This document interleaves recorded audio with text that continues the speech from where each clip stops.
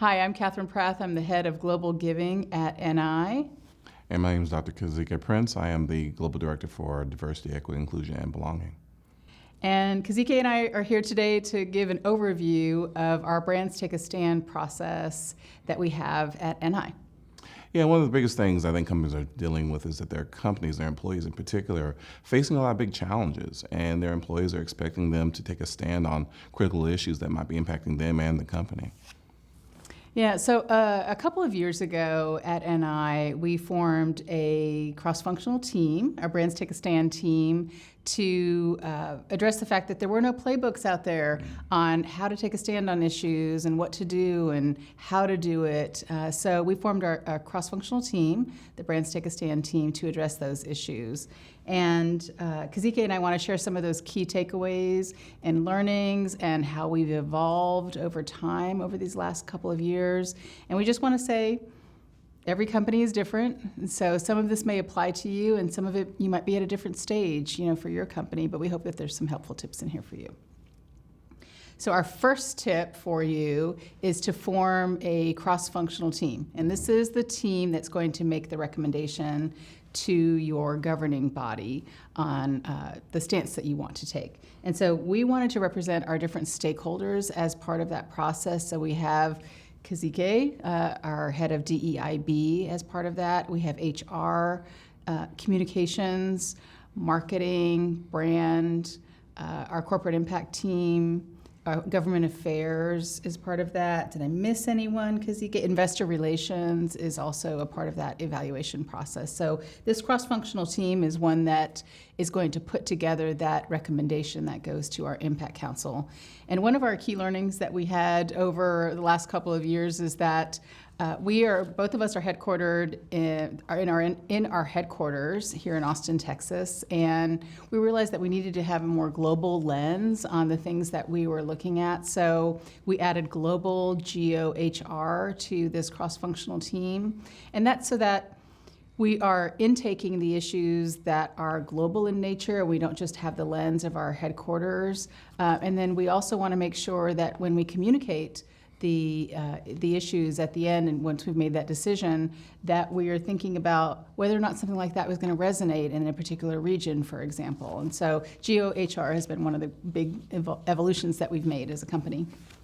Excellent. I think one of the other big tips is asking yourselves, what decision-making filters do you want to use when you're considering the big issues you're trying to tackle? And one of the big ones is, of course, materiality. You want to look at who your stakeholders are in the organization, whether it be your customers, your investors, your employees. Really looking at materiality is important, but also what's important is looking at, from our perspective, looking at our goals as an organization. Like our particularly for us, it's our corporate impact goals that we set for ourselves, focusing on changing the faces of, I'm trying to get the things right. Focusing on changing the faces of engineering, right. Building an equitable and thriving society, and engineering a healthy planet. Right. That was right off the tip of your tongue, yeah, right? They're always on the tip of the tongue. But the other piece of this is that yes, you have to have your goals as an organization, but then also you have to look at what risks you need to be considering. And so when we look at a lot of the conversations, that's one of the things, again, we're looking at as far as our decision making. What risks do we need to be aware of, not just here in the U.S., but across the globe, because the risks may look different depending on where you are on the planet. Yes, absolutely. Love that, Kazique, materiality and risk. The other thing that we look at is when we're making the recommendation on the action that we want to take, we want to think about what is the spectrum of actions that we could take. So that's everything from no action at all to making an internal statement, to joining a chorus or a coalition, to making a public stance or offering support or advocacy. And so there's a lot of different things that you can consider when you're taking a stance, and that might need to look different depending on the issue. Right. So we consider all of those different actions. And one of the things that we've had to be mindful of is that our employees have a lot of power of their own voices, and being able to use their voices, maybe not representing the company itself, but going out and actually speaking to their representatives, whether it be their mayor or senator, or whoever might be a representative in their area, or just speaking up with other, maybe a nonprofit or others in the community, maybe showing up on a march. But they have their feet and their hands and voices to use to speak out, even if necessarily the company hasn't spoken out. But they can work together, even within the organization, say, hey, we're going to go out not representing the company, but representing ourselves and our own personal interests. And so that's something that we really have focused on encouraging them. Actually, one of the things we're doing is making sure we're working with, we call them IRGs, or inclusion resource groups. Others call them employee resource groups, but really kind of reminding them of the role of advocacy that they can play to really champion the issues that are important to them. So while, again, they may not be the company coming out, but their voices, and that can be very powerful to create change.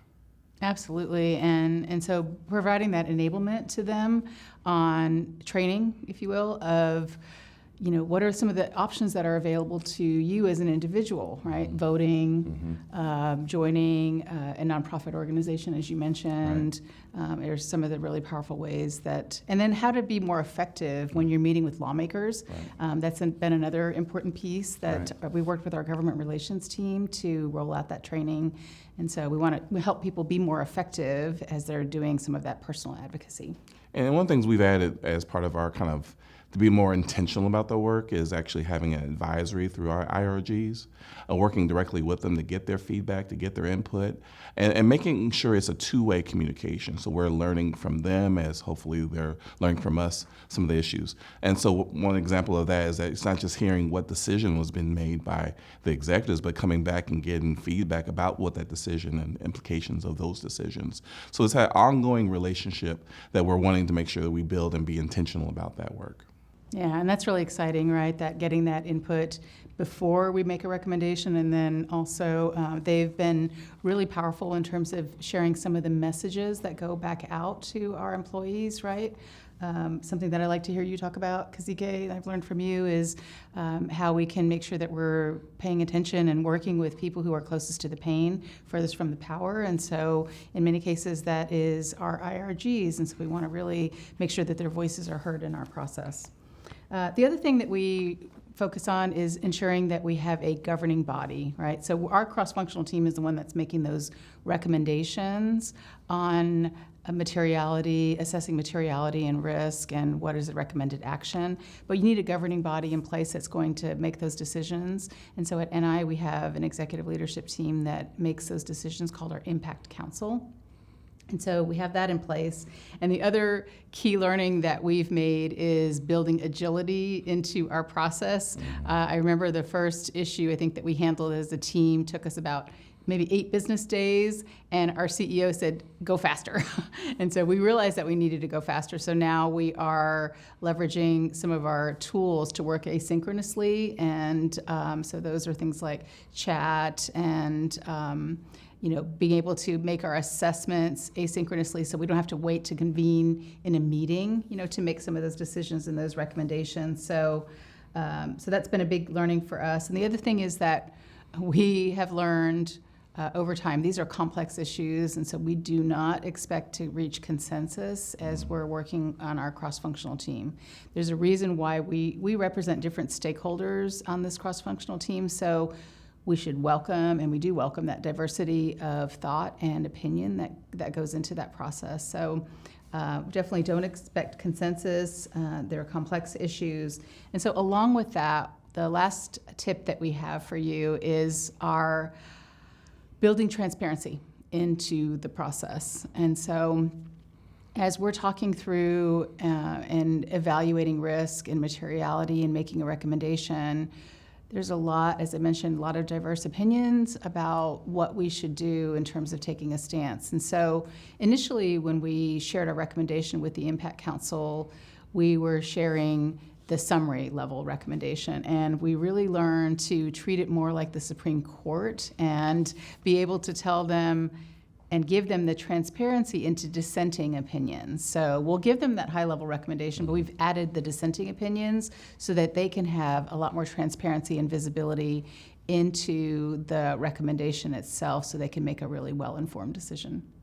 And hopefully one of the things you gather from our conversation is that this is not about finding everyone to agree on a particular issue, but to learn, to listen, to share ideas. And in the end, it may lead to the company deciding to make a decision externally, internally. But it's really about making sure we're sharing information as much as possible so people are informed versus feeling like we're shutting people out or there's censorship.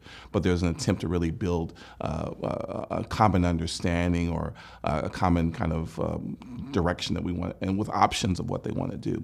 So hopefully this time is helpful for you, and I hope you have a great day. Yes, thank you.